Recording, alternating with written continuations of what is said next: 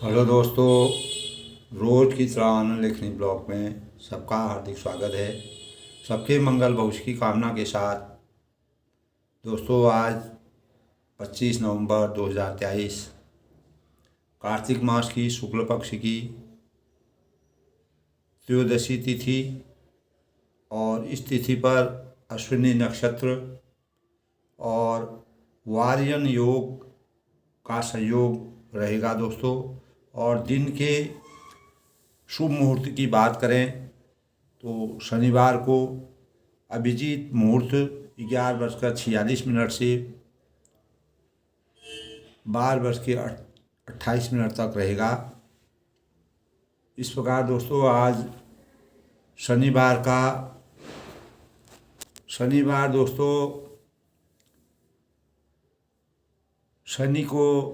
शनिदेव को समर्पित, यानी शनि व्यक्ति के कर्मों के अनुसार फल देने वाले देवता हैं।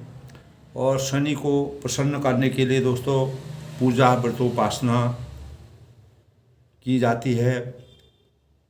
और मानव जीवन में दोस्तों शनि की साढ़े साती, चाहे वो शुभ कार्य होती है या अशुभ कार्य होती है, किन्हीं जातकों के लिए कभी परेशानी करती है, कभी अच्छाई करती है। तो मानव जीवन के पूरे जीवन में 3 बार जो है शनि की साढ़े साती निश्चित रूप से आती है।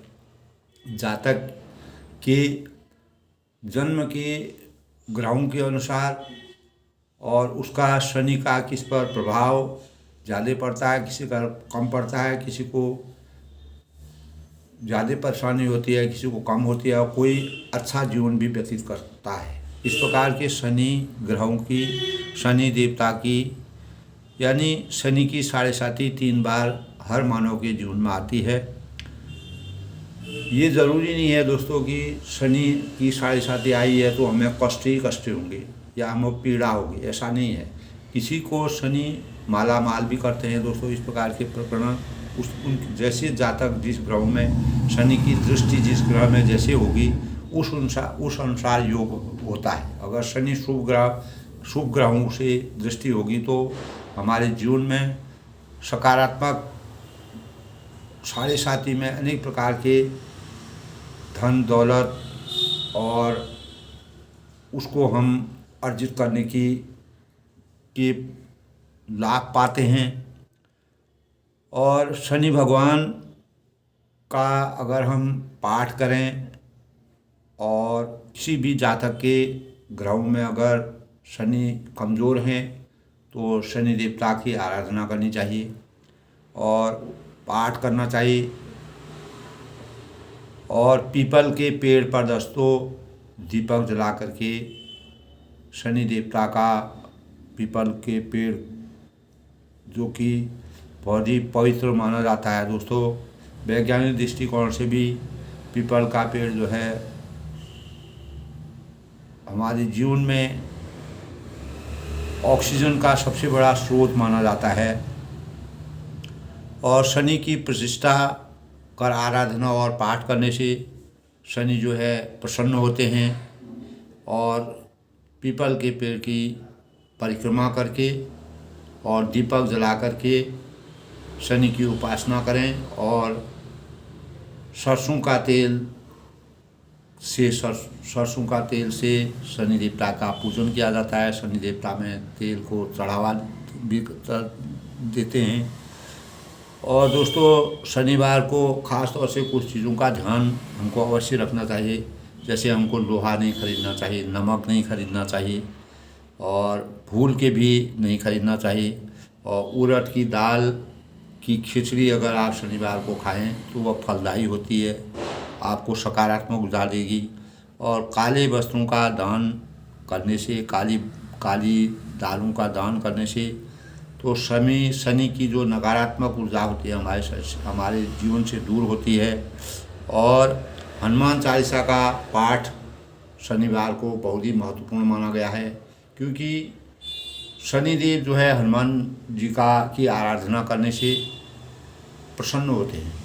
और सुंदर कांड का अगर रामायण का पाठ करें तो हनुमान जी खुश होते हैं, तो शनिदेव भी उससे खुश होते हैं। और अनेक प्रकार के हमारे हनुमान चालीसा का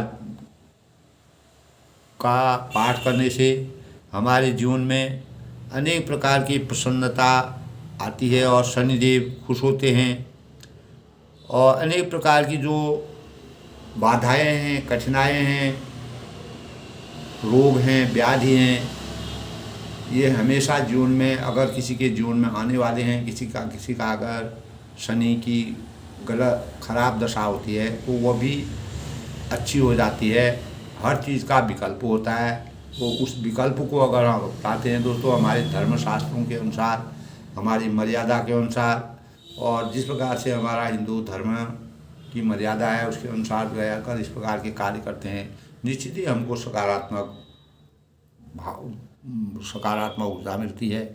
शनिवार को दिन दोस्तों ख़ास तौर से जो गरीब हैं, असहाय हैं, बुजुर्ग हैं, उनका सेवा करना, उनको दान, अपनी इच्छा के अनुसार उनको दान करना, अपनी क्षमता के अनुसार, तो शनिदेव इससे बहुत ही खुश होते हैं। शनिदेव दोस्तों न्याय के देवता माने जाते हैं हमारे शास्त्रों में, न्याय के देवता। और किसी प्रकार का भी किसी भी असहाय को, बुजुर्ग को, या जो निरीह लोग होते हैं उन लोगों का अपमान नहीं करना चाहिए, किसी की बुराई नहीं करनी चाहिए। और ख़ास तौर से जो काला कुत्ता होता है दोस्तों, और गाय होती है, उनको भी आप, और ख़ास तौर से कुत्ते को अगर आप, काले कुत्ते को अगर कोई भी चीज़ खिलाएं तो शनि देवता उससे भी खुश होते हैं। तो हमारे जीवन में नकारात्मक चीज़ पूर्ण रूप से दूर हो जाती है। और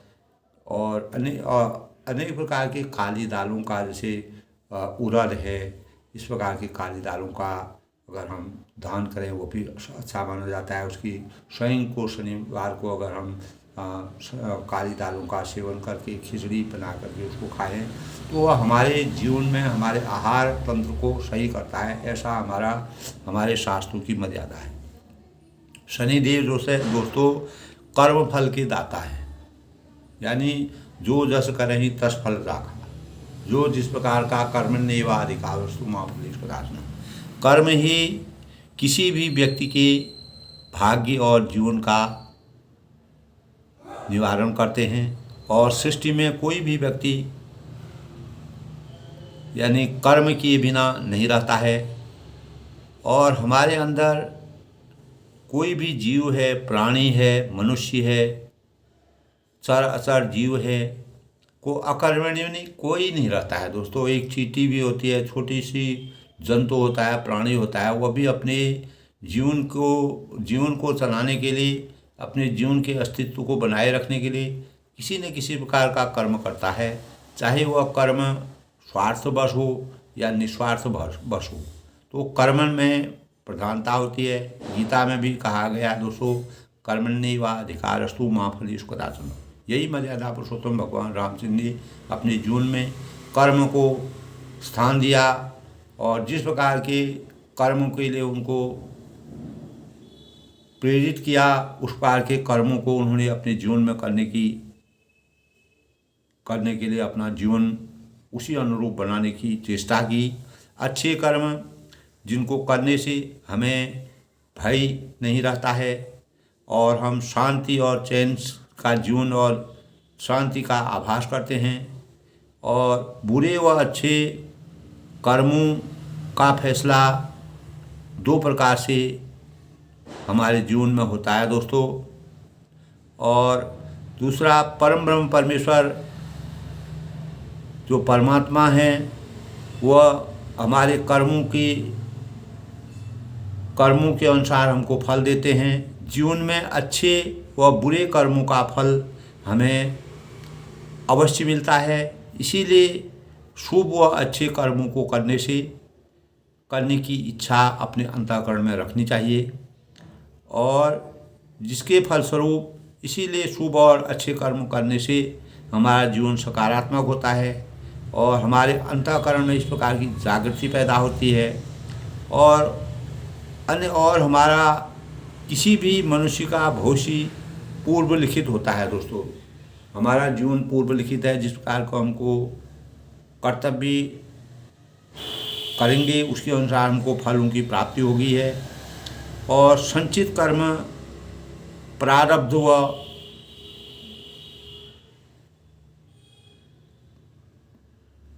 क्रियामरणकारी कर्म होते हैं दोस्तों। सबसे बड़ा कर्म दान ही व अकर्ता के भाव से हमें मिलता है। और कार्य सबसे हमारे कार्यों में अगर उत्तमता होगी, और गीता में भी कहा है दोस्तों, कर्मफल तथा आसक्ति से रहित होकर ईश्वर के लिए कर्म करना, वास्तविक रूप से रहित होकर ईश्वर के लिए कर्म करना कर्मयोग है। और उसके अनुसार हमको अपने जीवन का अनुकरण करके मनुष्य को अभ्युदय की प्राप्ति होती है। अनेक प्रकार की सकारात्मक ऊर्जा मिलती है। हमारा जीवन श्रेष्ठ मार्ग को अपनाता है, श्रेष्ठ ज्ञान को प्राप्त करता है। इसीलिए दोस्तों शनिदेव जो है वह कर्म, हम अपने जीवन में, अगर हमारे जीवन में शनि अगर कमज़ोर भी होंगे, अगर किसी जातक के ग्रहों में शनि कमज़ोर होते हैं, अगर हम अपने कर्मों के आधार पर अनेक प्रकार के अपने ग्रहों को बदल सकते हैं। और उपवास करके, आराधना करके, संयम करके और एक साधक के अनुसार कार्य करके, जिस प्रकार परम ब्रह्म परमेश्वर भगवान रामचंद्र ने भी दोस्तों अपने जीवन में कर्म को प्रधान मांगा। और किसी भी कार्य को करने के लिए अगर उनको, जब वह मानव जीवन में अवतरित हुए, तो उन्होंने कभी भी उनकी जीवा से ना, उनकी डिक्शनरी में कहीं भी ना नहीं था। यानी कोई भी कार्य करते थे पूर्ण लगन और संयम और मर्यादा और परंपरा, और हमारी परंपरा के अनुसार हमारी पारिवारिक जीवन, सामाजिक जीवन और जो हमारा आध्यात्मिक जीवन है उसके अनुरूप उन्होंने कार्यों को परिपूरित करने के भाव जागृत किए, जिससे संसार में रामचरितमानस इस सृष्टि को आगे बढ़ाने का सबसे पवित्र स्रोत है। इसीलिए दोस्तों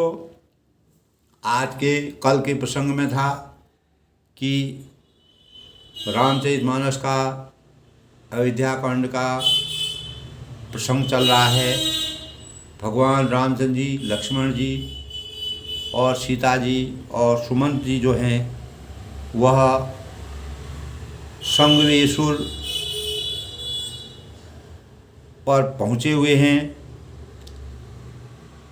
और वहाँ पर उन्होंने अनेक प्रकार के, सुमंत जी और भाई लक्ष्मण जी सहित कंदमूल फल खाकर शिरोमणि भगवान रघुकुल के मणि श्री रामचंद्र जी विश्राम किए। और लक्ष्मण जी ने उनकी थकान जो थी उसको दूर करने के लिए एक सेवक के रूप में जिस प्रकार सेवा की जाती है उस प्रकार की सेवा भावों के अनुसार उनकी सेवा की। क्योंकि माता सुमित्रा ने लक्ष्मण को यही उपदेश दिए थे, यही सीख दी थी कि अगर राम अगर कहीं पर भी परेशान होंगे, कठिनाई में होंगे, क्लेश में होंगे, किसी प्रकार का परेशानी उनको होगी, शारीरिक हो, मानसिक हो, आध्यात्मिक हो, तो आप हर समय उनके साथ एक सेवक के रूप में और एक प्रहरी के रूप में हमेशा खड़े रहना, ये आपका कर्तव्य है। और राम और सीता के सानिध्य में आपको रहना है। और इसी से आप सौभाग्यशाली हैं जो परम ब्रह्म परमेश्वर भगवान राम जी की अनुसरण में उनके साथ जाने का, आपको बच जाने का अवसर प्राप्त हुआ है। इस प्रकार के भाव दोस्तों तुलसीदास जी ने सुमित्रा जी के मुखार बिंदु से इस प्रकार के भाव व्यक्त किए, जिनको अपने पुत्र के लिए जो है दूसरे की सेवा करने के भाव थे। उठे लखन प्रभु सोवल पान जानी, कही सजीवन सोवत मधुबानी, कसुर दूर सजीवान सरासन, जागत लगे बैठ विरासन। तब क्या होता है दोस्तों, उठे लखन प्रभु सोवत जानी। तब फिर प्रभु श्री राम जी को सोते जानकर लक्ष्मण जी उठे और कोमल रानी से मंत्री सुमंत को सोने के लिए कहकर वहाँ से कुछ दूर पर धनुष बाण से सजकर वीरासन में बैठकर जागे और पहरा देने लगे। तब उन्होंने रामचंद्र जी को जब सोते हुए देखा तो सुमंत जी भी उन्होंने कहा कि आप भी सो जाइए, और अपना जैसे एक प्रहरी होता है और अपना धनुष बाण लेकर के चारों तरफ एक प्रहरी, जिस प्रकार हमारे देश में और जो हमारी सेनानी होते हैं, जो हमारे सैनिक हैं, वो प्रहरी बॉर्डरों में जो हमारा बॉर्डर एरिया होता है जहाँ पर हमारा सीमा होती है, सीमाओं पर देश की रक्षा करते हैं और वह हर समय यानी 24 घंटा वह तत्पर रहते हैं। इसी प्रकार लक्ष्मण जी ने भी इस प्रकार से पूरा प्रहरी के रूप में जिस प्रकार देशभक्ति सैनिक के अंदर होती है, तो उनके अंदर भ्रातृ भक्ति और मर्यादा की रचना के लिए उन्होंने पूरा अपना जो उनको सीख मिली थी उन्होंने उस प्रकार की मर्यादा को अपनाया। गो बलाय पाहुर प्रति ठाव ठाव राखी अति प्रीति, आप लखन तय पही बैठ हो जाई, कटिमा थी सर चाप चढ़ाई। तब गुह जो है निषाद राज जो थे, उन्होंने गुह ने विश्वास पात्र पहरेदारों को बुलाकर अत्यंत प्रेम से जगह जगह नियुक्त कर दिया। तब गुह को उनको देख के दया आई, इतने थके हुए हैं और पैदल चलना है और इतना थक करके आए हुए हैं। वो गुह ने जो निषाद राज जी थे, निषाद राज ने पूरे अपने जो उनकी प्रजा थी, प्रजा में जो है वो उनके पहरेदार थे, पहरेदारों के माध्यम से उनके प्रेम की जगह नियुक्त कर दी और कमर में तरकस बांधकर धनुष पर बाण चढ़ाकर लक्ष्मण जी के पास जा बैठे। तब लक्ष्मण जी के पास हुआ इस प्रकार से, जैसे लक्ष्मण जी ने अपना वो वहाँ पर स्वरूप बनाया था, उसी स्वरूप में जो है गुह और जो निषाद राज थे वहाँ पर बैठ गए। सोवत प्रभु निहार निषादु, भयं प्रेम बस हृदय विषादु, तनु पुलकित जलो लोचन भई, वचन सा प्रेम लखन कन कही। प्रभु को जमीन पर सोते देखकर प्रेम बर निषाद राज के हृदय में विषाद हुआ गया। दोस्तों, स्वाभाविक है, राजमहल में रहने वाले परम ब्रह्म परमेश्वर भगवान राम जी, सीता जी और लक्ष्मण जी जो इस प्रकार की राजगद्दी में रहते थे, आज उनको जो है वन में जाने के बाद जमीन पर धरती पर सोना पड़ रहा है। और ये इस प्रकार के भाव निषाद राज जो थे उनको अंदर अंतःकरण में आता है और वह बहुत ही यानी हृदय में उनके अंतःकरण में जो है सोच रहे थे कि मैं क्या करूं, भगवान जो है इस प्रकार से सोए हुए हैं, और उसका शरीर पुलकायमान हो गया और नेत्रों से प्रेमाश्रु का जल बहने लगा। प्रेम के अश्रु दोस्तों ये होता है, प्रथम मिलन था, परम ब्रह्म परमेश्वर भगवान राम जी के दर्शन हो रहे थे, लेकिन इतने बड़े स्वरूप और दिव्य जो पूरे संसार के अंतरात्मा हैं, अंतर्यामी हैं, जो पूरे संसार की मर्यादा को जानते हैं, उनके जो कर्म हैं, जिस प्रकार के उन्होंने भाव रचनाई, जिस प्रकार से संसार में इस प्रकार की प्रेरणा दी, जमीन पर सोए हुए हैं, और इस प्रकार के दशा को देख करके निषाद राज जो है बहुत ही दुखित हुए और उनकी आंखों से आंसू बहने लगे और वह प्रेम से ही लक्ष्मण जी से वचन कहने लगे। तब उन्होंने निषाद राज ने क्या कहा दोस्तों, लक्ष्मण जी से जब रामचंद्र जी सो गए थे, सुमंत जी सो गए थे, उनके मंत्री जो थे, उसके बाद उन्होंने लक्ष्मण जी से क्या कहा, भूपति भवन स्वभाव सुहावा, सुरपति सदुन्न पटन बढ़ावा, मणिमयी रचित चाल चौबारी, जनु रतिपति निज हाथ सुहारी। महाराज दशरथ जी का महल दो स्वभाव से ही सुंदर है और इंद्र भवन भी उसकी समानता नहीं कर सकता है। इंद्र का जो भवन है वह भी दशरथ जी के महल की तुलना उससे नहीं की जा सकती है।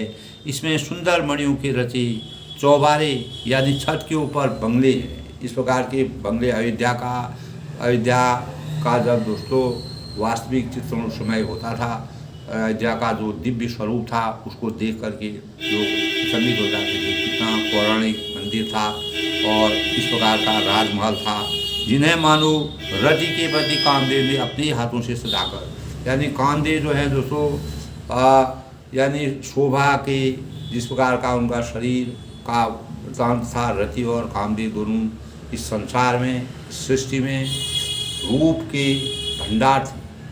लेकिन परम ब्रह्म परमेश्वर भगवान राम जी की आयु वो भी कम हो गई, उनकी भी प्रतिभा कम हो गई।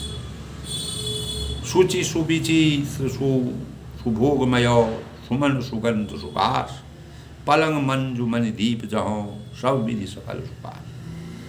तब जो पवित्र बड़े ही विलक्षण सुंदर भोग पदार्थों के पूर्ण और फूलों की सुगंध से सुवासित है, जहाँ सुंदर पलंग और मणियों के दिए दीपक हैं, वह सब प्रकार से पूरा आराम। तो दशरथ नगरी का उन्होंने वर्णन किया, जो इस प्रकार के वातावरण में रहने वाले, परिवेश में रहने वाले परम परमेश्वर हैं, वह पवित्रता के प्रतीक हैं, बड़े ही विलक्षण प्रतिभा के हैं और सुंदर भोग पदार्थों को भोग करने वाले हैं और फूलों के सुगंध से सुवासित हैं, सुशोभित हैं और सुंदर पलंग और मणियों के दीपक के समान आरामदायक उनका जीवन है।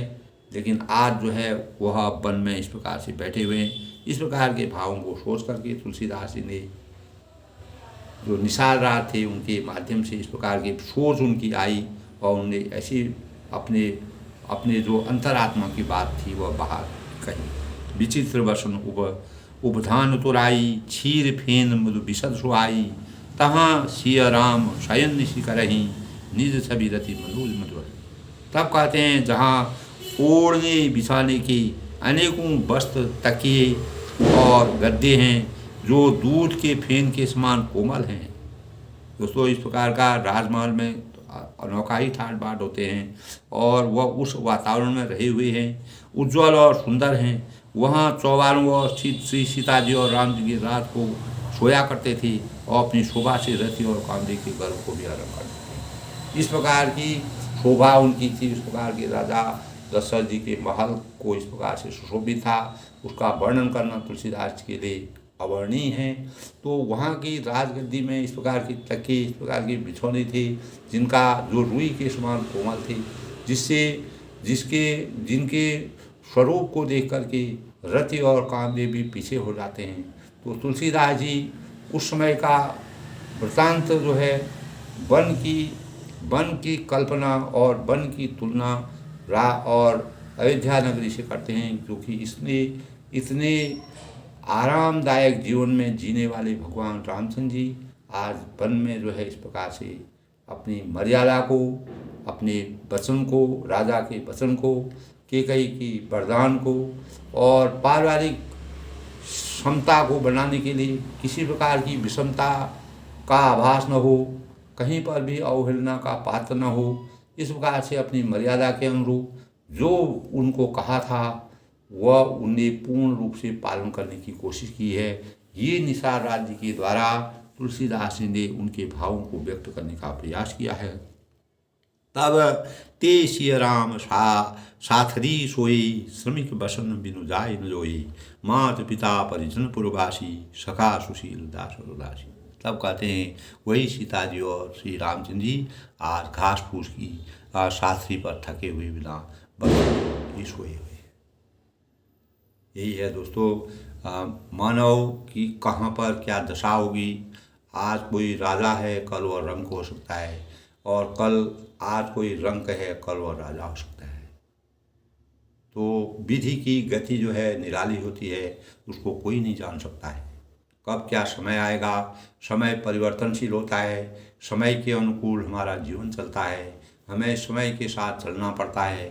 समय हमको जिस प्रकार का मार्ग दिखाता है उसी मार्ग का हमको अनुसरण करना पड़ता है, तभी हम सच्चे मायने में मर्यादा के सच्चे पुजारी हैं। इसीलिए परम ब्रह्म परमेश्वर भगवान रामचंद्र जी मर्यादा की पूरी पुजारी थी और उनके इस संसार में, इस सृष्टि में जो मर्यादा की रचना भगवान राम परम ब्रह्म परमेश्वर भगवान रामचंद्र जी अपने जीवन के कार्यों को अवतरित होकर के मानव रूप में अवतरित होकर अपने कार्यों को संपन्न करने की मर्यादा का उदय किया। वही भाव आज सृष्टि में आज भी हमारे जीवन में चरितार्थ है। इस प्रकार के भाव तुलसीदास जी ने निषाद राज जो बुद्धि नहीं, विवेक नहीं, केवल नाव को चलाते थे, उनके माध्यम से रामचंद्र जी के गुणगान का और उनके किस स्वरूप में वो थे और किस स्वरूप में आ गए, और इस प्रकार का वृत्तांत उन्होंने किया है कि वही सीता और रामचंद्र जी आज घास फूस की और शास्त्री पर थके हुए बिना वस्त्र के लेटे हुए हैं। और ऐसी दशा को इस प्रकार की दशा देखी नहीं जाती है। और माता पिता कुटुंबी पूर्ववासी मित्र अच्छे शील स्वभाव के दास और दासियाँ सब, मतलब इतने प्रकार के लोग उनके सानिध्य में रहते थे, माता पिता के शरण में थे, दास दासियाँ थी, पिता थे, पुत्र थे, सभी प्रकार की चीज़ें उपलब्ध थी। लेकिन आज वह इस स्थिति में हैं। क्योंकि उन्होंने अपने माता पिता की आज्ञा का पालन करने की पूरी प्रेरणा दी और अपने गुरु बंधु की प्रेरणा करने और अपने यानी इस मर्यादा के स्वरूप को बचाए रखने के लिए, मर्यादा के स्वरूप को संजो कर रखने के लिए इस धरती पर सृष्टि की संरचना जब तक है तब तक के लिए मर्यादा को बनाने का अथक प्रयास किया है। जो वही जिनहि प्राण की नाई, मही सोवत से ही राम गोसाई। पिता जनक जग विदित प्रभाव, ससुर सुरी सखा रघुराव। तब वह कहते हैं सब जिनकी अपने प्राणों की तरह सार संवार करते थे, यानी सब लोग उनकी देखभाल करते थे, और वही प्रभु श्री राम जी आज पृथ्वी पर सो रहे हैं। बड़ा विचित्र है। तभी कहा है दोस्तों को हम यानी भगवान की विधि की रचना को कोई नहीं जानता है, और किसी के भाग्य के बारे में कोई कुछ नहीं जानता है कि किस समय कैसा परिवेश आएगा, कैसा वातावरण आएगा, किस प्रकार का परिवर्तन होगा। हमारे जीवन में अनेक प्रकार के उतार चढ़ाव आते हैं, और इन परिस्थितियों में हमको किस प्रकार से अपने उतार चढ़ावों के अनुसार अपने जीवन को मर्यादित करना चाहिए, ये हमारे कर्मों पर आधारित है। हमको जिस प्रकार के कार्य हम कहाँ तक अपने कर्तव्य निष्ठा का पालन करते हैं, ये हमको ऐसी परिस्थितियों के आने पर हमारे अंतरात्मा के भाव हम सामने प्रतीत होते हैं। जिनके पिता जनक जी हैं और सीता जी के पिता जो हैं जनक जी थे, जिनका प्रभाव जगत में प्रसिद्ध था, प्रतापी राजा थे, और जिनके ससुर इंद्र के मित्र रघुनाथ दशरथ जी थे। यानी सीता जी के पिता जनक जी थे और ससुर जो थे वह रघुवंश के शिरोमणि थे। तो उनको आज इस प्रकार के यानी इतने कोमल और इतने अच्छे वातावरण में, इतने अच्छे परिवेश में रहने वाले आज प्रकार के कष्टों को भी उनके लिए उसी समभाव में जी रहे हैं। उनको कोई एहसास नहीं हो रहा है। और रामचंद्रपति शोभै देहि, सोवत में विधि बामन के ही। सिय रघुवीर की कानन जोगु, कर्म प्रधान सत्य का लोगु। तब कहते हैं रामचंद्रपति शोभै देहि, और पति श्री रामचंद्र जी, जो भगवान रामचंद्र जी जो हैं मानव रूप में अवतरित होकर के अनेक प्रकार की मानव कल्याण की रचना करते हैं।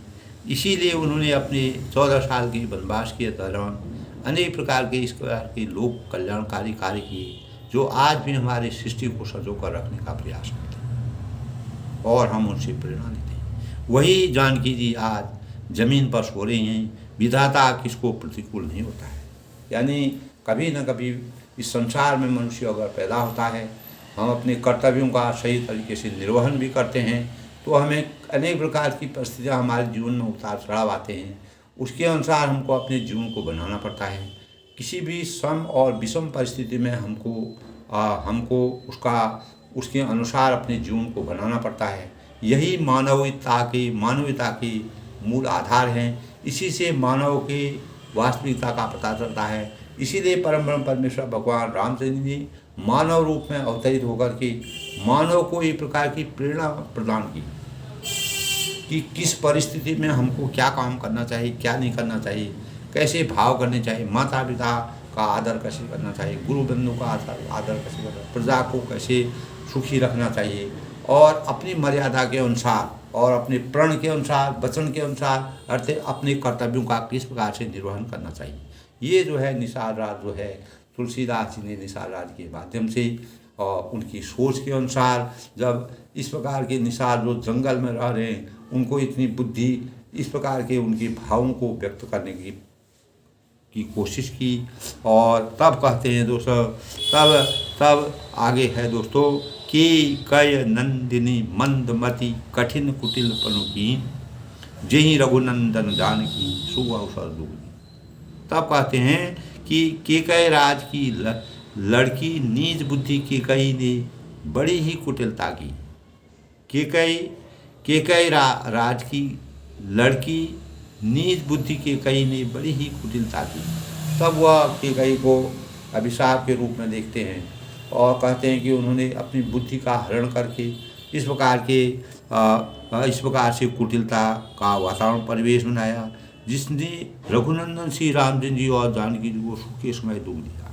यानी जहाँ एक ओर जहाँ उनका राज तिलक हो रहा था और युवराज बनाए जा रहे थे, अयोध्या का पूरा साम्राज्य उनको दिया जा रहा था, लेकिन केकई की बुद्धि उल्टा होने के कारण और उनका हृदय परिवर्तन होने के कारण ये सब मर्यादा पुरुषोत्तम भगवान राम जी की अनुकंपा थी।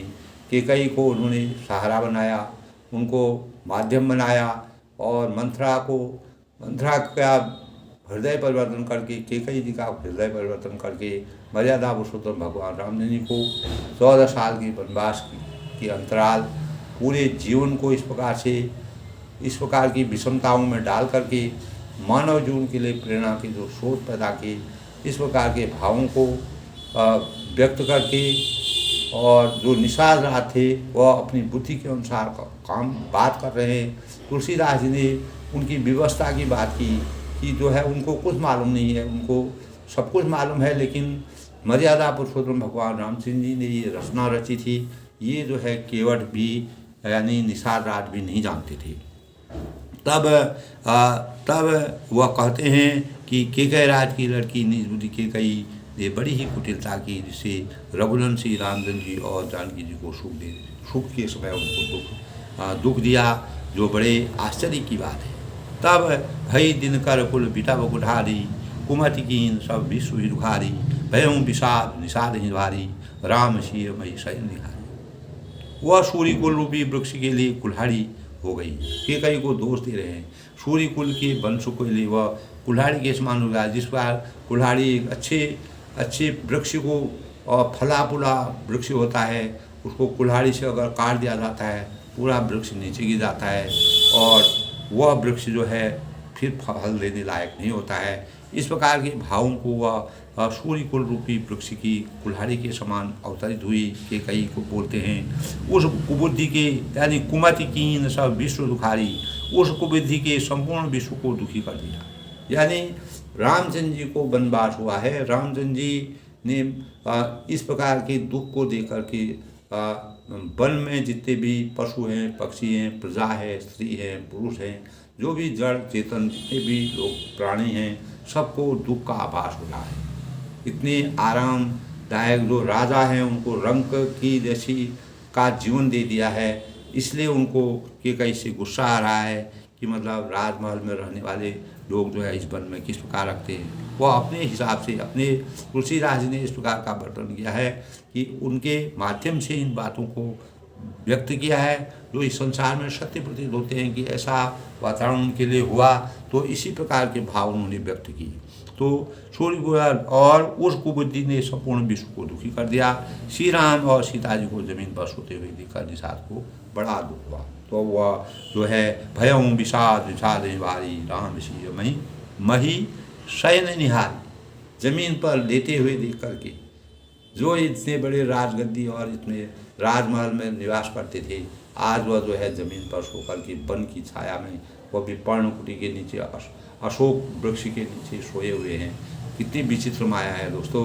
इस संसार में कब किसका समय कैसा आएगा इसको कोई नहीं जानता है। इन्हीं भावों को प्रेरणा देने के लिए भगवान रामचंद्र जी इस प्रकार से मानव रूप में अवतरित होकर के 14 साल का वनवास अब स्वयं ही प्राप्त करने की कोशिश की। तो बोले लखन मधुर मधुबानी, ज्ञान विराग भगत ससुरानी, काहु न को सुख दुख कर दाता, निजगत कर्म भोग सब भाता। तब उन्होंने कहा, तब लक्ष्मण जी ने ज्ञान वैराग्य और भक्ति की रस से सनी हुई मीठी और कोमल वाणी बोले। लक्ष्मण जी क्या बोले, हे भाई, कोई किसी को दुख और सुख देने वाला नहीं है। इस संसार में न कोई किसी को दुख देता है न सुख देता है, ये विधाता की गति होती है और सब अपने ही किए हुए कर्मों का फल इस संसार में भोगना पड़ता है। हमें अपने कर्मों का कर्मण्येवाधिकार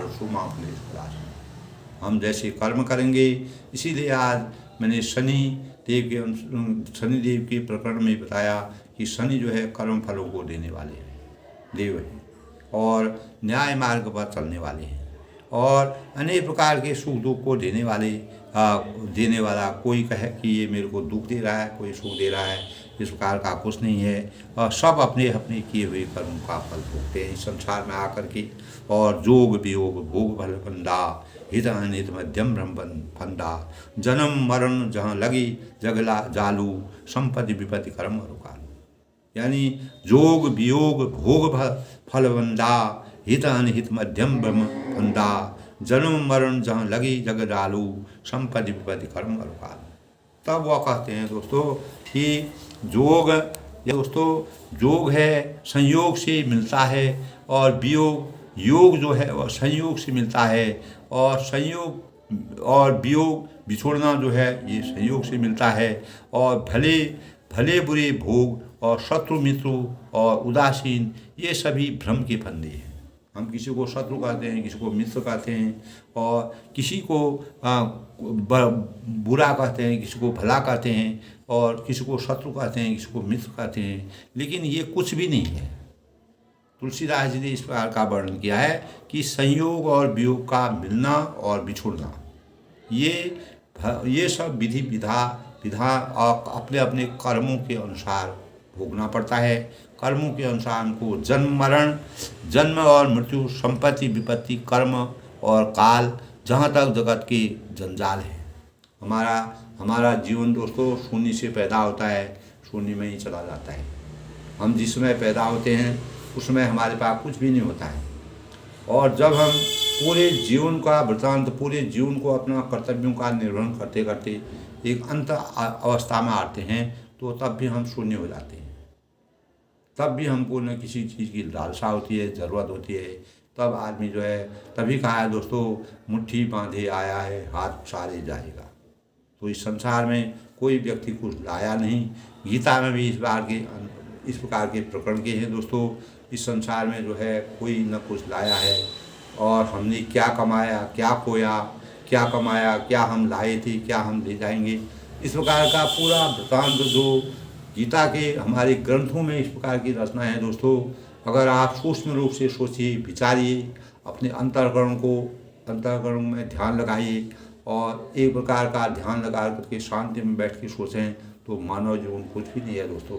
यह हमारे जो भी मनुष्य संसार में पैदा होता है, वह जो है अनेक प्रकार के कर्म के अनुसार परम ब्रह्म परमेश्वर कोई भगवान है, हमको इस सृष्टि में पैदा करते हैं। हमको परमात्मा द्वारा जो कर्तव्यों का निर्वहन करने के लिए यहाँ भेजा जाता है, हम उन कर्मों और कर्तव्यों को कर करके इस संसार से विदा करके इस भौतिक शरीर को छोड़ करके हम जो है अपनी आत्मा को किसी दूसरे जन्म में चले जाते हैं। तो हमारा जीवन दोस्तों इस संसार में चक्रव्यूह के समान है।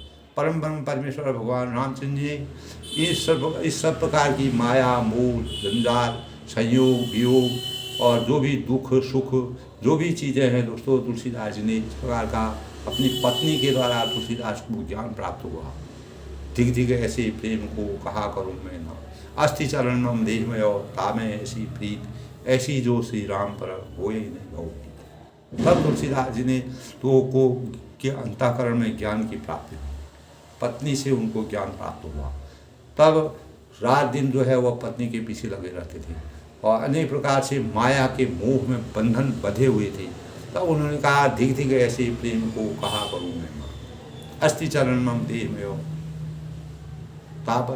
यानी मेरे चरणों में, मेरे शरीर में, मेरे इस भौतिक शरीर पर आपका इतना प्रेम है। अस्थि चरणम देख और ताम है ऐसी प्रीत, इसके अंदर आपकी इतना स्नेह है, प्यार है, आप इसको इतना स्नेह करते हैं। ऐसी जो श्री राम पर इस प्रकार की भक्ति भाव, इस प्रकार का प्रेम, इस प्रकार का स्नेह अगर आपको परमात्मा के ऊपर होगा तो आपका जीवन सार्थक हो जाएगा, आप मोक्ष की प्राप्ति कर लेंगे। तो ये कि कई ये जो है रामचंद्र जी की वह तुलसीदास जी की पत्नी ने इस प्रकार के भाव कहे, वहीं से तुलसीदास जी का ज्ञान खुला और उन्हें रामचरितमानस मर्यादा पुरुषोत्तम भगवान राम जी का अनुसरण किया। परमात्मा ने उनको सिद्धि की प्राप्ति की और इतने बड़े ग्रंथ को उन्होंने इतने इतने विशाल रूप में परिवर्तन करके अनेक प्रत्येक पात्र के माध्यम से इस प्रकार के भावों को व्यक्त किया, जो आज संसार को उजागर कर रहे हैं। संसार में अज्ञान रूपी अंधकार से ज्ञान रूपी प्रकाश की तरफ जाने के भाव हमारे पूरे मानव मस्तिष्क में व्याप्त होते हैं। दोस्तों, जब हम रामायण के प्रकरणों को पढ़ते हैं, हम अनेक प्रकार की बुराइयों से अच्छाई की तरफ पढ़ते हैं। जब हमारे अंतःकरण में कोई बुराई आती है तो उस बुराई से हम बचने की कोशिश करते हैं, क्योंकि इस प्रकार की प्रेरणा हमको रामचरितमानस में तुलसीदास ने बताया है, इस प्रकार के भावों से किया है। धरे निधाम धनु पूर्व परिवारु सरग नरगु सब लगी व्यवहार और देख ही सुने गुनई मन माही मोह मूल परमारुष नहीं। तब लक्ष्मण जी और निषाद राज में बात होती है। लक्ष्मण जी फिर कहते हैं, इस धरती पर, धरती घर है, यानी ये जो धरती माता है ये हमारा घर है, धन है, नगर है, परिवार है, स्वर्ग है और नरक है आदि जहाँ तक व्यवहार है, ये देखने सुनने और उनके अंदर विचारने में आते हैं। जिस प्रकार जैसे हम किसी चीज़ को देखते हैं, हम जहाँ पर रह रहे हैं दोस्तों, चाहे हम एक दिन वहाँ रह रहे हैं, वही हमारा घर है। हम जिस धरती पर रह रहे हैं यही धरती हमारा घर है। लोग 50 मकान ले लेंगे, हज़ारों संपत्ति जोड़ लेंगे, कुछ करेंगे, लेकिन कुछ नहीं है। जहाँ पर हमारा जीवन बीत रहा है, जहाँ तक हमारा भौतिक शरीर जब तक है, तब तक हम जहाँ पर अपने जीवन बिता रहे हैं वही हमारा घर है, चाहे हम कहीं पर भी हैं। यानी धरती है, धरनी धाम धनु पूर्व परिवार, यानी धरती है, घर है, धन है, नगर है, परिवार है, स्वर्ग और नरक है। स्वर्ग नरक जहाँ लगी व्यवहार हो, स्वर्ग है, नरक है आदि जहाँ तक व्यवहार है, जो देखने सुनने और मन के अंदर विचारने से आते हैं। हमारे व्यवहार देखने से, सुनने से, इनका अनुसरण करने से, अपने अंतःकरण में इनका ध्यान लगाने से आते हैं और विचारने से आते हैं। जब हम अपनी सोच को, अपनी बुद्धि की गहराई तक जाते हैं, गूढ़ रहस्य को समझते हैं, इन सब का मूल मोह अज्ञान ही है, परमार्थ से नहीं। यानी हम जिस इन सब भौतिक संपदाओं को केवल एक अपनी अज्ञानता और माया मोह के कारण हम इसमें फंसे रहते हैं। परमार्थ का कार्य के लिए नहीं है। जो भी हमारे भौतिक कार्य हैं, हमारी आशुताओं की कभी पूर्ति नहीं होती है। ये भौतिक आशुताएं हमारी न कभी पूरी हुई न होंगी, इसलिए ये निरर्थक हैं। ये कुछ समय के लिए है, जब तक हमारा शरीर है तब तक है। उसके बाद दोस्तों, जीवन में वास्तविकता और हमारे जीवन की प्रखरता परमार्थ में होती है, और परमार्थ के लिए ये कोई भी चीज़ नहीं होती है। सपने होई भिखारी नृपौ, तब कहा है दोस्तों, सपने होई भिखारी नृपौ रंग कुनाव कपति होई जागे लाभ न हानि कछु तिवि प्रपंच जिय जोई। तब लक्ष्मण जी कहते हैं, जैसे स्वप्न में राजा भिखारी हो जाए। स्वप्न में कभी कभी हमको इस प्रकार के सपने आते हैं, हम बहुत ही दौलत वाले, धन दौलत वाले हो जाते हैं। कोई भी मनुष्य अगर अपने करें तो अनेक प्रकार के विचित्र टाइप के सपने हमको, सोए हुए में हम रंग होते हैं तो राजा बन जाते हैं, सोए हुए में हमको अन्य प्रकार की दिव्य चीज़ें दिखने लगती हैं। तो जैसे स्वप्न में राजा भिखारी हो जाए और कंगाल स्वर्ग का स्वामी हो जाए, जिसके पास कुछ नहीं। तभी मैंने कहा दोस्तों, शुरू में ही मैंने कहा था कि राजा को रंक बना लिया, रंक को राजा बना लिया। तो उस प्रकार के सपने भी हमारे आते हैं, तो जागने पर लाभ या हानि कुछ भी नहीं है। तब जब हम अचेतन में होते हैं तो हमको इस प्रकार की दिव्य चीज़ें, इस प्रकार की चीज़ें हमारे अंतःकरण में आती हैं। जब हम सचेत हो जाते हैं, चेतन में आ जाते हैं, अपने स्वरूप में आ जाते हैं, वास्तविक स्वरूप में आ जाते हैं, तो क्या होता है, हानि कुछ भी हमको, कोई चीज़ की हानि और लाभ के बीच में कुछ हमारे अंतःकरण में कोई बात ही नहीं आती है। तब वैसे ही इस दृश्य प्रपंच को हृदय से दिखना चाहिए। जो भी संसार की परिकल्पना है, इस संसार में मनुष्य शून्य से शून्य पे पैदा होता है, शून्य में ही चला जाता है। न कुछ लाया है, न चला जाए, न कुछ ले जाएगा, सब कुछ यहीं रह जाएगा। दोस्तों, गीता में जिस प्रकार का वर्णन किया गया है, वो अगर हम गूढ़ता से, रहस्य से, और तुलसीदास जी ने भी इस प्रकार का ही रचना करने की कोशिश की है कि मतलब लक्ष्मण जी ने निषाद रात को इस प्रकार से समझाया कि संसार में, उन्होंने कहा कि इतने अच्छे, उन्होंने केकई को कोसा कि मतलब इस प्रकार से केकई ने इस प्रकार से आप लोगों, लेकिन लक्ष्मण जी ने उसका उत्तर इस प्रकार से दिया, इस संसार में कोई किसी के लिए बुरा अच्छा नहीं करता है, ये अपने कर्मों का फल है। हमको ये मेरे लिए बुराई कर रहा है, ये हमारे अच्छा नहीं करता है, इन बातों को परे रखना चाहिए। हमको केवल अपने अंतःकरण से सही सोच करनी चाहिए, अपने कर्तव्यों का निर्वहन करना चाहिए, और जो हमारे कर्म हैं उनका हमको भोग करना है। इस प्रकार इस सृष्टि में हम पैदा हुए हैं। जब परमेश्वर भगवान रामचंद्र जी को अपने जीवन के कर्मों का जीवन में जो भी कर्म करने थे उनका पूरा भोग करना पड़ा, तो मानव क्या चीज़ है, कुछ भी नहीं है। तो कर्म के यानी तभी उन्होंने कहा स्वप्न में हम राजा बन सकते हैं, और कंगाल स्वर्ग का स्वामी भी बन सकता है। और ये जो है जागने पर जब हमारे अंदर चेतना आती है, तब हम हानि और लाभ का हमको पता चलता है। इस संसार में न कुछ हानि है, न कोई लाभ है, और ये जो है भौतिक अवस्थाएं हैं। इस भौतिक अवस्था में वास्तविक जीवन नहीं है।